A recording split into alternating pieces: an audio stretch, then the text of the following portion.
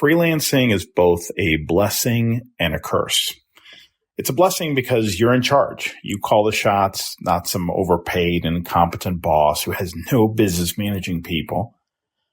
But freelancing is also a curse because you're on your own, which means that you have to wear all the hats in your business. You have to do all the marketing, all the selling, all the production work, customer service, finance, accounting, HR, and R&D. That's a lot of hats. And when you're pulled in so many different directions, your income can suffer. Fortunately, there are things you can do to help offset this. And one of the most important is to lower your cost of project acquisition. By project acquisition, I mean the time, effort, energy, and costs required to land a new project. This is important because when you lower the cost and effort required to land that next project, you can spend more time on billable activities and less time wearing all those other hats I mentioned earlier. Or you can spend less time doing client work and more time with your family or working on interesting personal projects without negatively impacting your income. How can you do that? Well, here are 4 ideas. Number 1, look for larger clients that have more bigger and recurring needs. When most of your clients have one-off projects, you don't get a chance to cover your acquisition costs. That's because onboarding a client takes a lot of time and effort. You know this. And that means you need multiple projects to help amortize that fixed onboarding costs. Larger clients that have more needs, more recurring needs, help you do that. Number 2, actively seek referrals from good clients, partners, friends, colleagues, and other potential referral sources.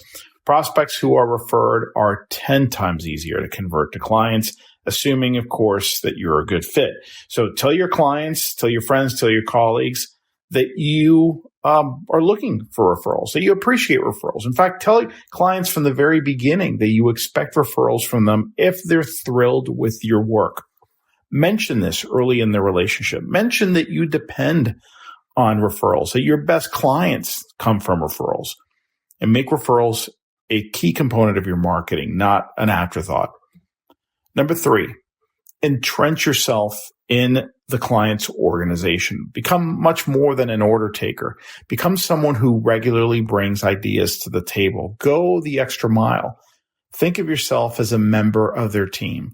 Show your clients you truly care about them. Refer them to others where appropriate. And number 4, implement a formal lead nurturing process. So most writers only want to deal with prospects who are ready to hire someone now, someone who's got an active project that they need to assign to someone. But studies have shown that about 90 to 95% of prospects who inquire about our services are not ready to hire us today. Yet most will hire a writer within the next 18 to 24 months. A simple staying in touch strategy with these qualified, not yet ready leads helps ensure that you're the first writer they think of when the timing is right. In fact, better yet, and this I hope gives you the motivation to think through, hey, what's the value of actually staying in touch over 18 to 24 months? Because that seems like such a long time. So here's your motivation. The bulk of the selling is already done because you've stayed in touch, you've demonstrated value, and you developed trust. And when the client's ready to go, guess what? You're the first person they think of. There's very little selling involved. So look, if you're looking to earn more in less time as a solo practitioner, you have to work on optimizing your efforts. That means spending less time on non-billable activities and more time on lucrative projects. Just one of these ideas I shared with you today, implemented well, will make a huge difference in your results this year. 2 or more of these ideas implemented well will create a multiplier effect that will absolutely transform your business.